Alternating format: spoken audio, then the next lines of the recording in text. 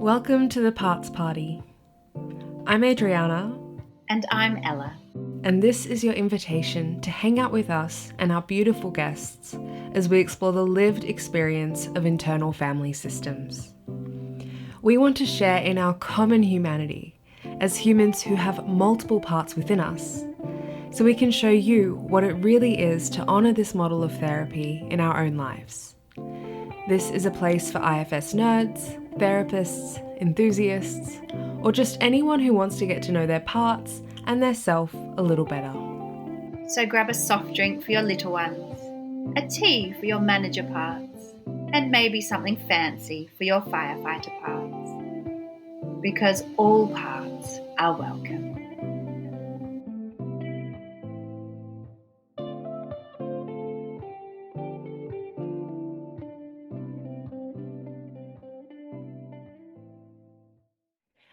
Rebecca O'Callaghan is a certified IFS therapist based in Dublin, Ireland. She started her therapy life as a relational Gestalt psychotherapist and went on to train extensively in working with complex trauma from various perspectives, including EMDR, but felt like something was missing. Eventually, she arrived home in the land of IFS, which opened up a new way to understand the therapeutic process, not just as a protocol, but as an integrated map that guides her role as therapist. Welcome to the Parts Party, Rebecca. Good to meet you. You too. Do you want to share a little bit more, Rebecca, about your journey into IFS and what it was like to kind of recognize yourself as a system of parts and self? Yeah, I can say something about that. Well, it's interesting. I'm hearing you kind of saying, what was it like through my journey with IFS to discover myself as a system of parts, but actually my experience of my parts predates that by a long time.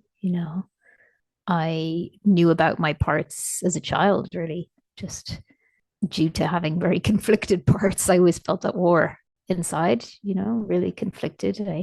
I was very aware of like a good girl and a bad girl that were very much at loggerheads a lot of the time. And I would, be taken over by one and I would live in that one for a while. And then I'd be taken over by the other one and I'd live in that one for a while. And it was always really challenging. But it was many years after that when I trained as a Gestalt therapist. And in Gestalt, we also work with parts. And that was the bit that really, well, one of the bits, there was a lot of things that I loved about it. But parts work in Gestalt, certainly in my training anyway, was only a tiny bit of it. It wasn't the main thing, but I found myself doing more and more like chair work with my clients and really fascinated by that. And even after I finished my Gestalt training, I ended up doing some training in this guy called Scott Kellogg runs these workshops in transformational chair work. I don't know if you guys have come across him. No. It kind of comes from world of schema therapy and other things, but he was doing these transformational chair workshops and I was fascinated by that and really wanting to delve in more into the part stuff. And then when I was working as an EMDR therapist, I was meeting parts in my clients, that was just there. And then, just gradually I started to come across IFS and it was like, oh, there's actually a whole way of understanding these parts. And also there's a self, which in Gestalt psychotherapy, there isn't that distinction between parts and self. For my system, having an experience of self and parts connected in my system was really profound. Yeah, and just brought so much relational healing to my younger parts that just, it was like, having the experience that they yearned for without knowing and never even knew it was possible. So that was kind of that was one of the gems of IFS. And then also just the way the whole process unfolds and the beauty of the map. Yeah. Yeah. Oh, there's so much you've brought up that I want to hang on to and talk about. I don't even know which one to begin with. I'm firstly struck by when you spoke of I was aware of my parts as a child. And I really appreciate that being brought in here because we haven't really talked about that with any guests yet. Because for me personally, I don't know if I had an awareness necessarily that I had parts and that I'd go into one, then go into the other. But there definitely were, of course, parts going around, and I just didn't realize when I was stuck in one or stuck in another, that really hardworking part that just kept going and going, and that one that burnt out, or, all that kind of stuff. I'm really curious what it was like back then for you. I'm assuming, and I don't want to make too much of an assumption, that you didn't have a conscious awareness that they were parts of you, or what was it like, and how did that start to shift as you started to find parts in Gestalt and then parts and self in IFS? What was it like kind of experiencing your parts in these transition or in these different times? Yeah, good question. And yeah, it wasn't a conscious kind of like I didn't have the model or that, it Mm, wasn't being spoken about around me, which now I'm delighted my kids have that. We talk about parts in my family all the time. And I'm so grateful that my kids will have that language because it must be universal, right? yeah. So yeah, it was like really it was just very distressing and a lot of the time, brought a lot of shame and a lot of sense of feeling lost and not knowing who I was. And when I started to have experiences, actually I think it was even more as a therapist with my clients, seeing that my clients had parts Mm, and experiencing from the therapist perspective, that someone could sit in one chair and be one part of themselves and then sit in another chair and be another part of themselves and that each part was coherent in itself. mm, Mhm. That was like really validating, I think, for my system. And I'm noticing it's really interesting even thinking about this now because I've never thought about it before. mm, Um, and then I think I had some pretty good experiences in Gestalt therapy, more in my training than in my personal therapy.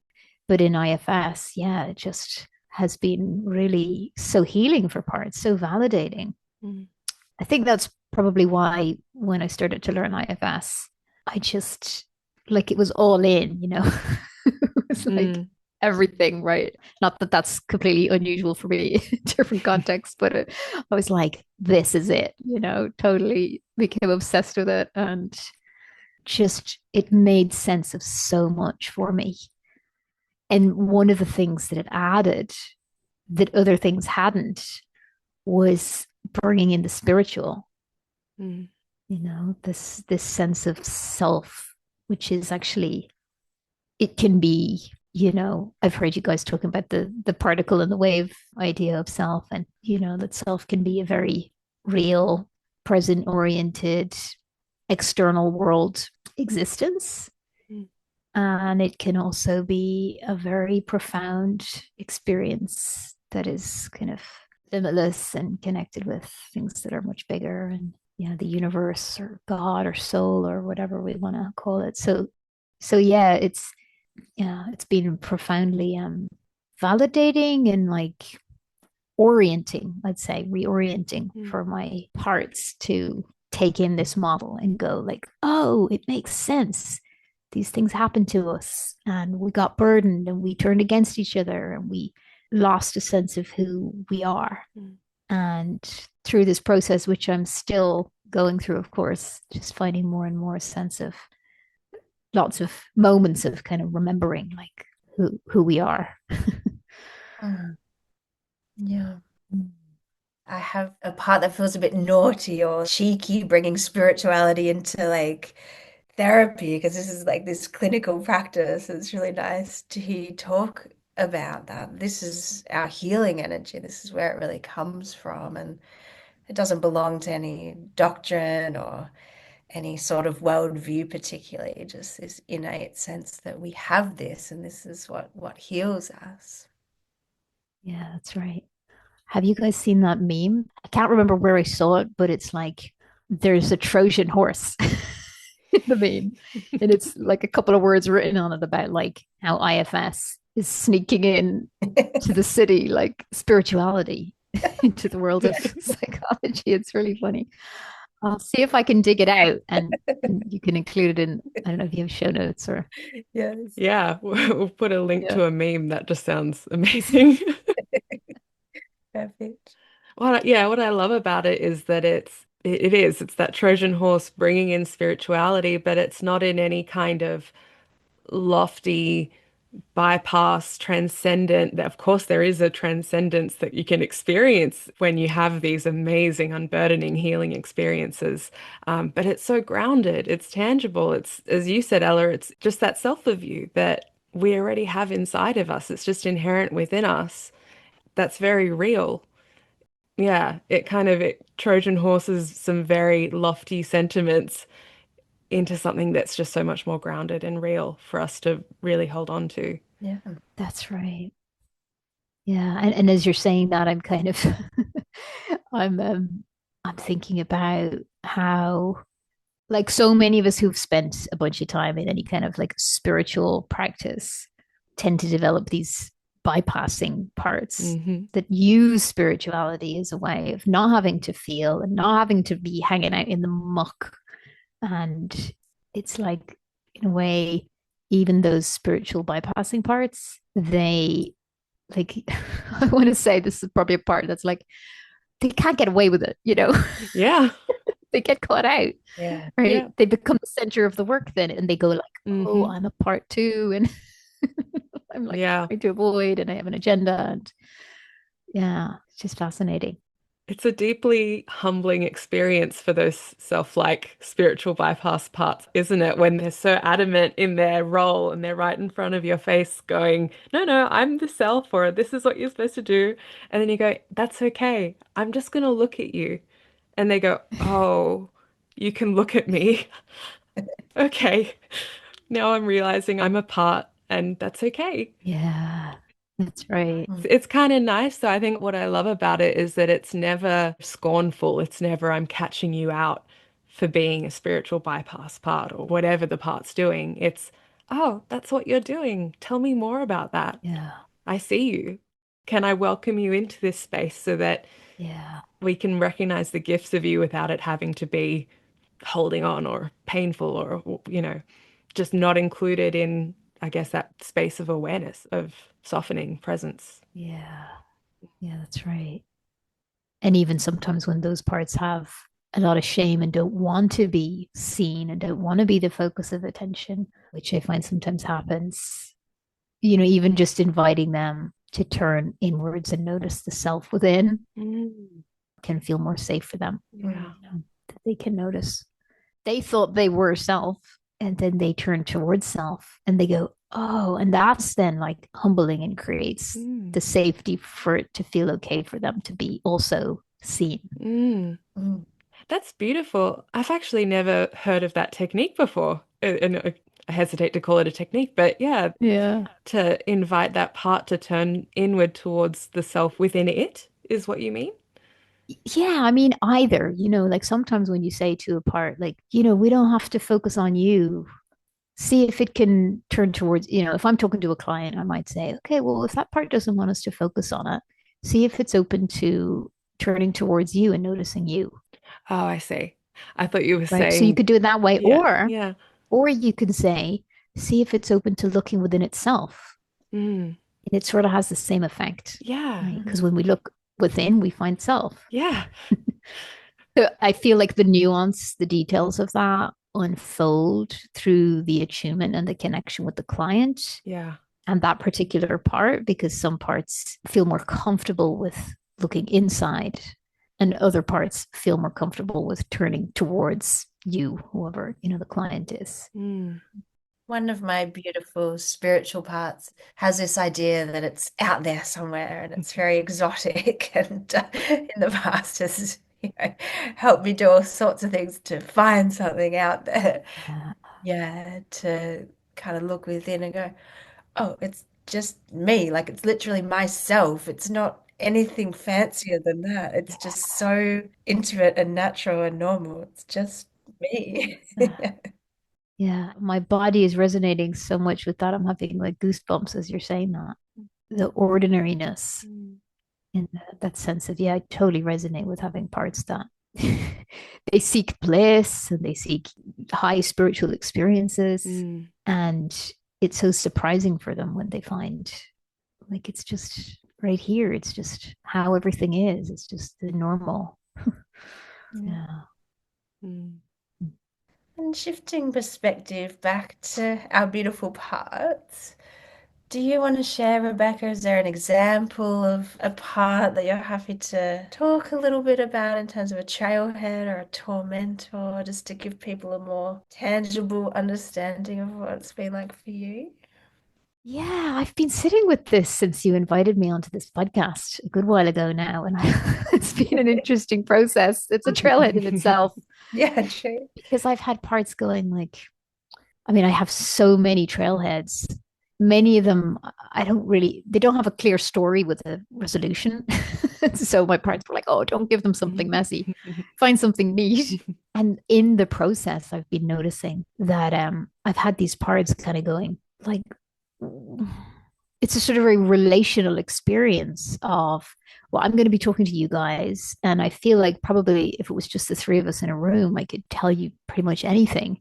But there's this feeling of this other that is unknown, Mm, that is quite vast because this is going to be like publicly aired, right? Available for anybody who wants to listen. And so my parts have been really noticing this sense of how do we do that? Like, how do we do? I guess the job they normally do is having some level of control over mm, what I reveal to others, and depending on who that other is, or like how I present myself. Mm. And so those parts have been kind of going like, how do you do that when you don't know who the other is? It's mm, not even like you're in a room full of people you don't know, because at least that's finite and you can see their faces and you can make guesses about them or feel some level of connection with them. They're embodied in front of you. mm, But when it's just kind of this infinite expanse of like, who knows who's going to listen to this ever? It could be people who know me, it could be people who don't know me. And so that's been an interesting trailhead. And actually, the one that I was going to share with you is a kind of another version of that in a way, which is actually, Ella, you and I ran a group some time ago. Maybe it was like a year or something. And coming up to that time, I had some parts that were really nervous, really fearful. And I woke up on the morning of that group we were leading, and it was a pretty big group. I think it was, I can't remember how many, maybe like 15, 20 people, something like that. Yeah. And I had this experience of like, not exactly panic, but a big swirl of emotion and parts and activity from like the wee hours of the morning. I was sitting with it, sitting with it. And it started to become clearer to me that there was a little girl, probably about 9 or 10, and she was bringing me memories of being in this drama class in school. And she had like selected a poem to memorize and recite in this show, this kind of drama show. And it was a pretty complex poem. And she really wanted to excel and really be amazing. And and what happened was like she memorized it perfectly and she rehearsed it over and over again. And when she got there in front of the class, she froze. She couldn't say a word. And she just stood there completely frozen in terror. And the teachers or the leaders were kind of encouraging her to just say any old poem, just say like, Baba Black Sheep or something, anything that you remember. But she was so frozen, she couldn't say anything at that point. Oh, bless. So that was a horrible experience. And it was so fascinating that came up in relation to what in my current life was just stepping into being in a more visible space. mm, Having a whole room full of people there listening to me and me being in a kind of a central visible space. So that part was really activated. And I was able to spend some time with her and get to know her and hear about her fears and her wishes. And it just settled so much. And I remember having a really good experience with you on that in that group and just feeling like, oh, that was amazing. It was really incredible.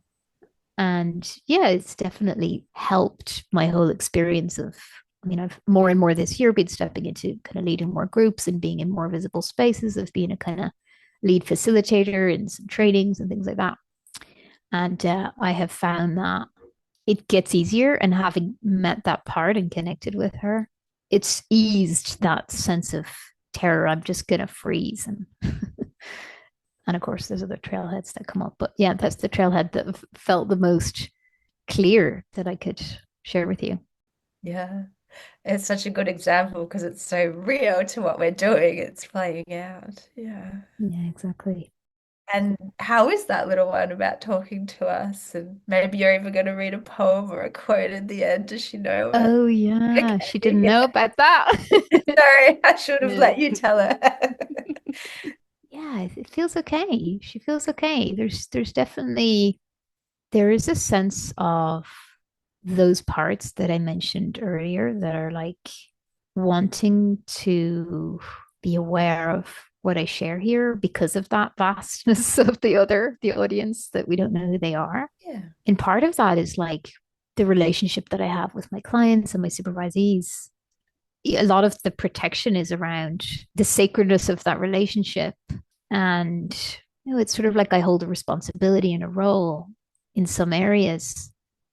And yeah, like if this was kind of just talking to friends or talking to you guys, or, it wouldn't have those parts kind of going like, oh, be careful because so and so might be listening, and how is it going to impact them if they hear you? And it's like a kind of, yeah, little guarding of the relationship that I have Hmm. with certain people. But I feel like that is kind of bringing a little bit more presence in a way, like a little bit more, because often, Ellie, you know me, I get very chatty. So I can very easily just go into chatter. And I guess that's parts led chatter. They'll go in any direction. Oh, it sounds like there's some little managers around just asking you to be really intentional, just reminding you to be, yeah, mindful of what you're saying. Exactly. They're welcome. Yeah. Exactly. And they feel the support of the space with you guys. We talked earlier about the resonance. Mm. I can feel the resonance in this space, the kind of the self energy in the space that sort of contributes to being more intentional about speech. Mm. Yeah, and there's something about the parts knowing that not just that they're welcome, but that they're needed here in different ways as well. Like they're being listened to. So whether it's they've got concerns and you go, I'm taking that seriously, and I can soothe you, if it's that younger one needing those memories to be held and nurtured and helped, or if it's, oh, you're trying to remind me of something in this moment. And you're a manager coming in saying, let's be more intentional in this space and be more present. And it's not, oh, you're a part trying to do a job, let's get rid of you. No, it's, oh, thank you. Thank you for bringing that energy into this space right now. So it's that trust building of all of the parts, whether they've got concerns, whether they've just got something they're offering in that moment. Yeah. It nurtures that self-leadership when they just know, hey, you're going to take me seriously, you're going to listen to me and welcome me into the space. Yeah. Mm. And the words that stuck out for me as well, that's a slightly different tangent, but the word the unknown and control. Yes. I was really hearing that trailhead was going, okay, well, maybe if it's, as you said, a room of 100 people that I don't know at all, but at least I can survey the room, see all the faces, and maybe I'll get a sense of control back in. But when it's this larger, vast, unknown, something happens for the parts when they go, oh, but I need control and I don't know how to control an uncontrollable Yeah. situation. Yeah. Exactly. Yeah, that's right. And there's another layer to it, though, that comes to me as I hear you, which is that actually it's about connection. Mm, Oh, yeah. Like if I'm in a room full of people and I see them, I can connect with them. Oh. mm, And I feel I can connect with you guys here.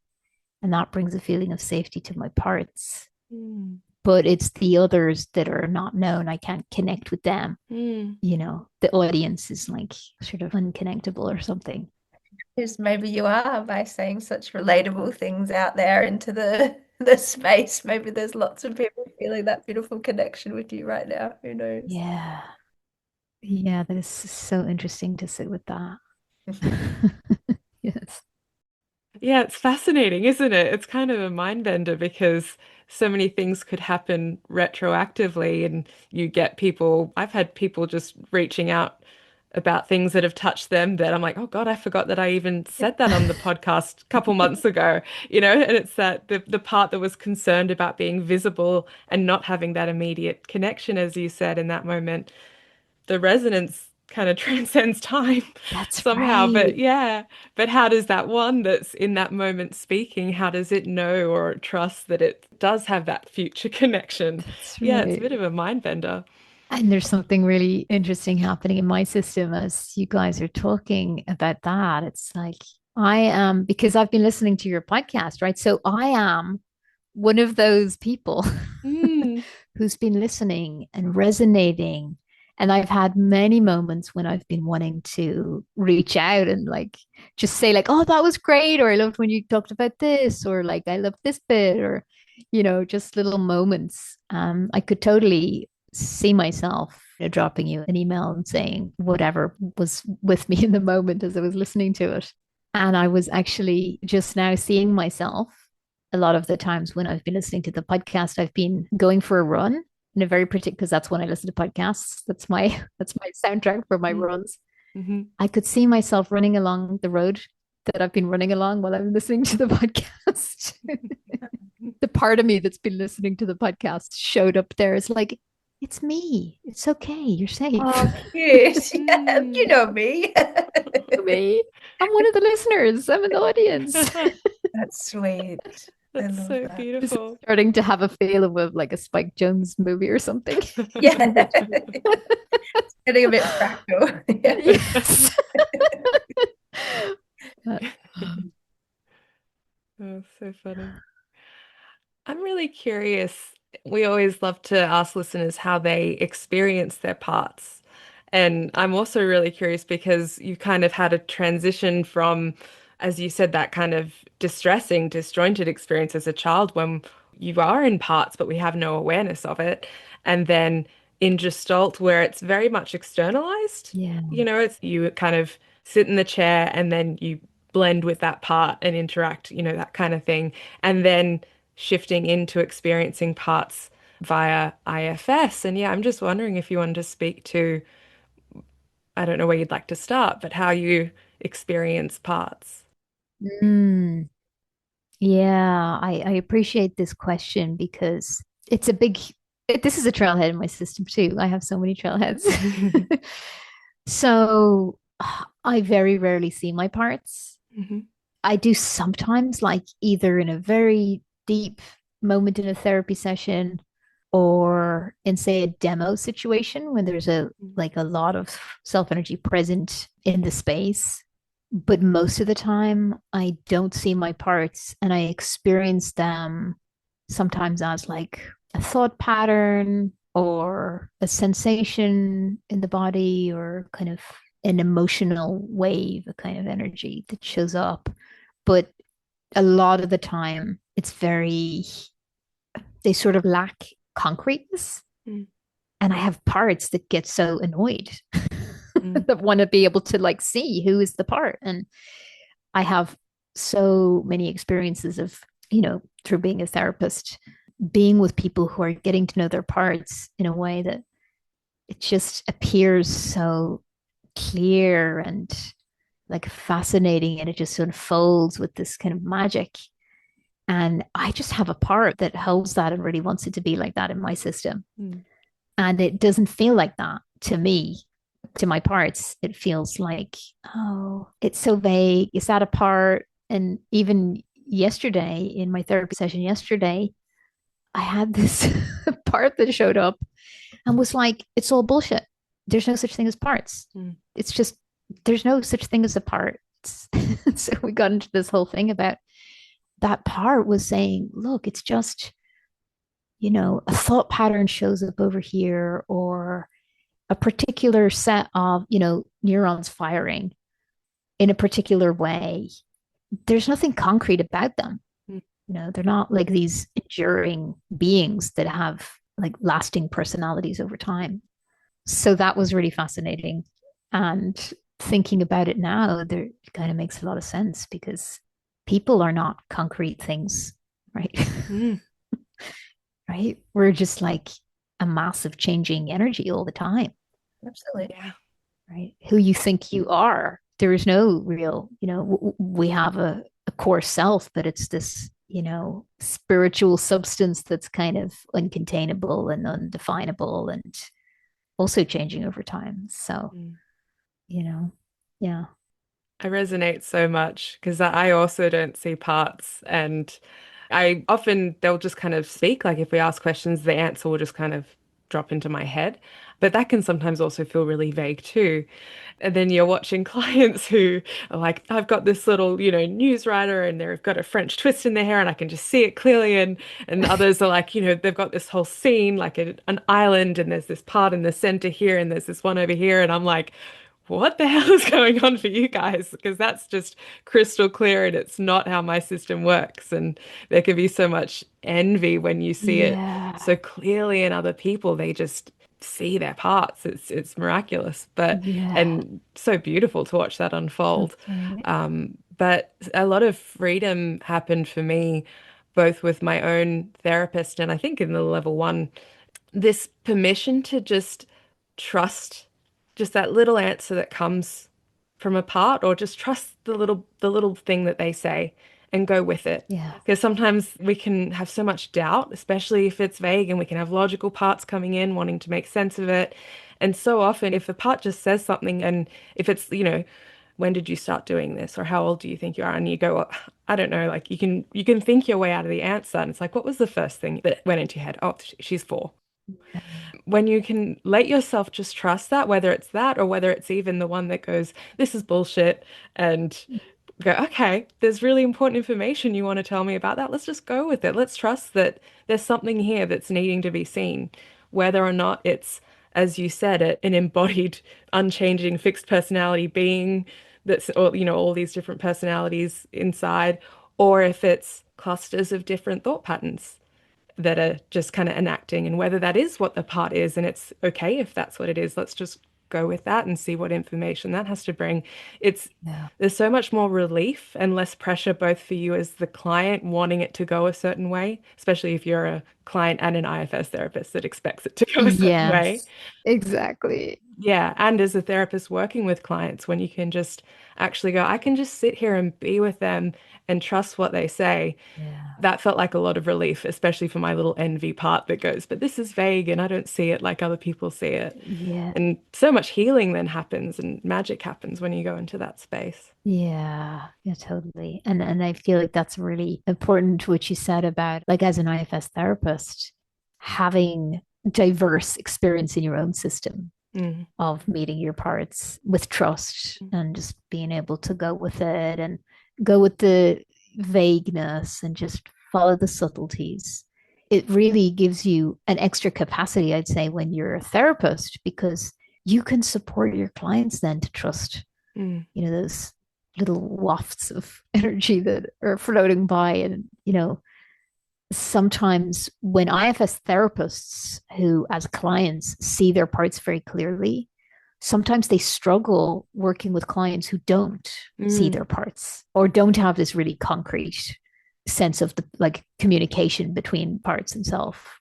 They struggle with it because they're like, ask the part this, or what does it look like? Or, and then when you don't get an answer, Mm. they feel a bit lost. Mm. Whereas if you're really used to parts showing up in that way, you just got a capacity to be with it in a more nuanced Mm. way. I'm not saying that I have a part that's like, oh, people are going to be listening to this and going, oh no, I can't. You know, I guess it's all about just noticing and unblending from parts that get freaked out when the answers don't come in the way that you're expecting as an Mm. IFS therapist. Mm. Yeah. I mean, I can answer that little part that said that, Rebecca, because I am that person that really sees and hears, and it's like a dream. It's kind of seems as real as a dream when I'm in it, these characters. And so when I have clients that are like that, I'm like, oh, phew, like it's, it's all just clear. And I think especially earlier starting this, when it was a bit more ephemeral, it's like, oh, where do I go? What is this part? And yeah, trusting the client's self to be with whatever comes up rather than having to work out what's going on has been the gift. Yeah, absolutely. And it's almost like I feel like we have to, in a way, reinvent the therapy with each client. Mm, And, if the parts show up very explicitly, oh, look at me, I'm a little whatever child, I'm in this time and place, this is what I need from you, then it's much easier to roll out the protocol in the way we know we've learned how to do it. And then when it doesn't show up like that, we just have to be really creative and attuned and present and do it differently. mm. Mm.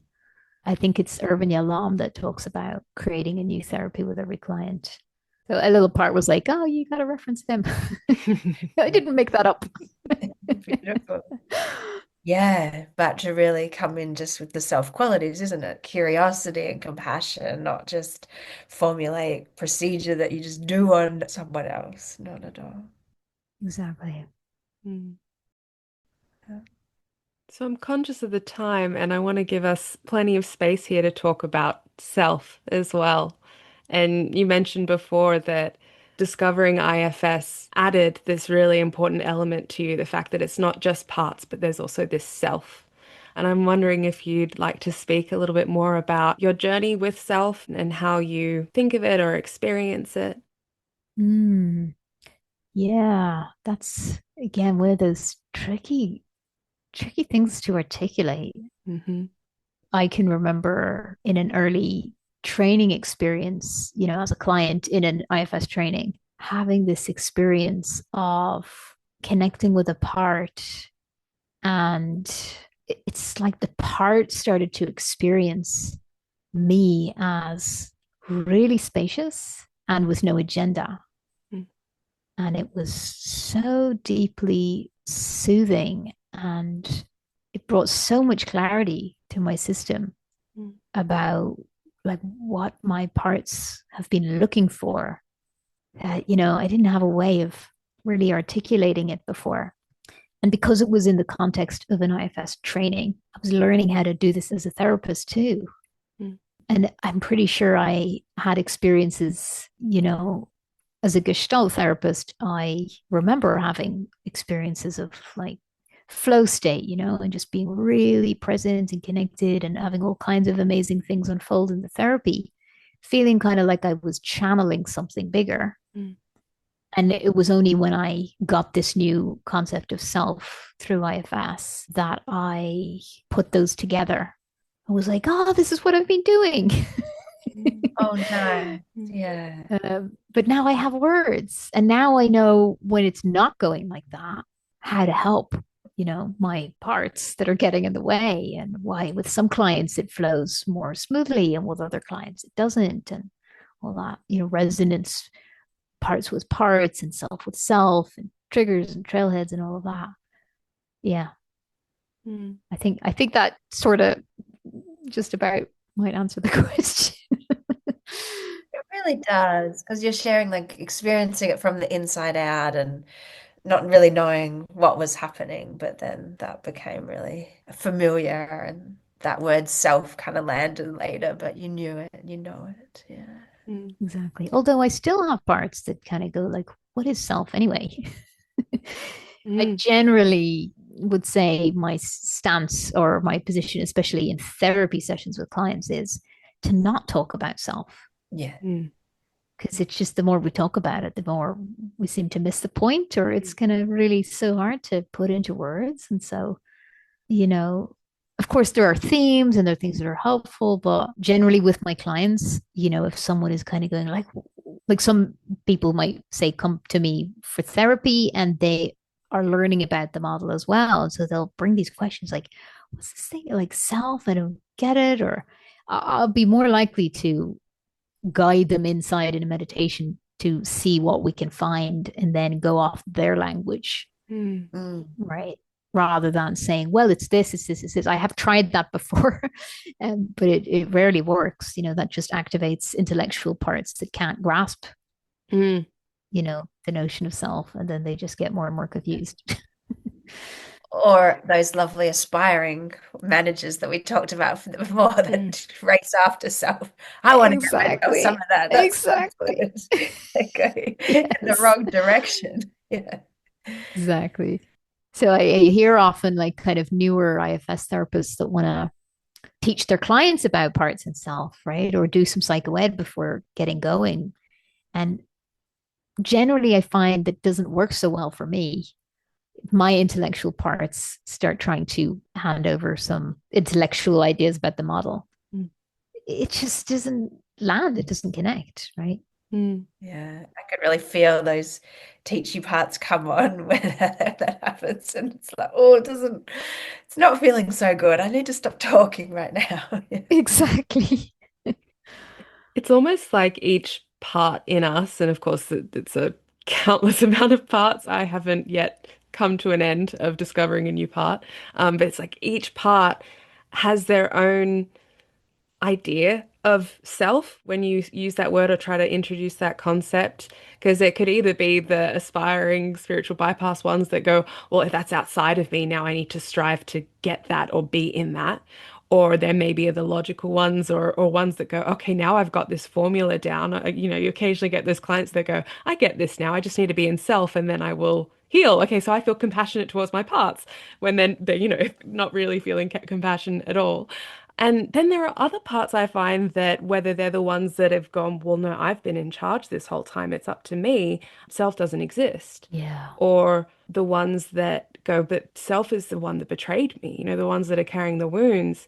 And so it's a really good point you bring up of sometimes it can hinder when you just, introduce self or bring that in too much with clients because depending on which parts we're working with, they can have very different opinions about what that means which can be useful for us to work through. Of course, that brings up, oh, this is the story, this is the wounding that this one's carrying, maybe. But it can bring in this extra layer of resistance sometimes as well. Yeah, exactly. Yeah. And developmentally, like how little are they? Like how much can they kind of really logically grasp? It needs to be Yeah. experienced and Mm, felt, really mm, embodied. Yeah. yeah. And as you said before, it's ineffable. It's not really something we can really intellectualize or we can't think self. We can only feel it, and the feeling is so subtle. It's both, as you said, you described it as just this spaciousness inside that then clarity could come in and the parts could just feel it. Mm, And Ella, before when you were saying it's just the yeah. ordinary is self. Yeah. And when the parts are looking for this thing, they're missing the fact that it's just the energy that when you pause, it's there. Yeah. So it's very hard to put words to. Yeah. I feel quite moved actually as we're talking about this because it feels like, for me anyway, this is a really core part of the IFS journey, Mm, the healing journey, whether you call it IFS or something else. It's like every single part in the system, however disconnected, however exiled they are, however burdened they are, the healing journey is all about introducing them to self mm, in an experiential way, mm, right? Not intellectually, but in an embodied way, in whatever way that particular part needs to experience self. And over and over and over again, reminding them, sometimes it's not just once, mm, but it needs to happen regularly. Mm. But the more parts of us meet self and get to know self and get really acquainted and familiar and trusting of self, the more life can flow. mm. Yeah. It's beautiful. Yeah. I'm really struck by something you said at the beginning of our conversation, which was that IFS helped you kind of orient everything that you've already experienced in your life, whether it was already experiencing parts and being aware of parts as a child, or what you experienced in Gestalt or EMDR, and your experiences being in flow state and self, but without having the name. The theme I keep hearing is that IFS just helped you give a little bit more language and a map and structure to orient the experiences that you've already had as a human. And Yeah, that's it's such a gift. It's so amazing that Dick somehow managed to map this out in a way that makes so much sense. absolutely. Yeah. Mm, Yeah. As you were talking, I was wondering, I think that I've always had pretty strong intellectual parts that often lead. And those are the ones that have gained mm, so massively. I mean, many parts of me have gained so much from this, but those ones to have something that kind of explains everything, Mm. those are the ones that are like, oh, finally, thank God, things make sense. Yeah. Can rest a little bit. Yeah. Yeah. Rebecca, did you want to finish with giving us a poem or a quote or something? Yeah, the quote that I have that came to me when I saw that this was part of your invitation is Gabor Mate's quote. He says, safety is not the absence of threat, it's the presence of connection. Mm. And that's just really, I think that speaks to so much and resonates very deeply in my system as a kind of yeah, again, a sort of like a reorienting in Mm. my own system around, oh yeah, that's what we're all about in here. Mm. Yeah, not running away from something, but going to that connection, going inwards. Mm. Kind of links back to that trail ahead again, doesn't it? Exactly. The one that said, hey, it's actually about connection here. That's what I'm thinking about. Yeah, exactly. Beautiful. Oh, thank you so much, Rebecca, and thank you to your parts that had some concerns but showed up and shared a little bit of themselves with us, and all those beautiful people listening that may feel connected. Yeah. Thank you. And thanks to you guys. I love what you're doing here. It's really, it's a gift. Mm. Thank you. Thank you for being part of the gift. Pleasure. Thank you for being part of the Parts Party with Adriana and Ella. We hope you enjoyed being with us, and we wish you many moments of self-leadership. We'd love your support by liking and subscribing, and we hope to see you next time.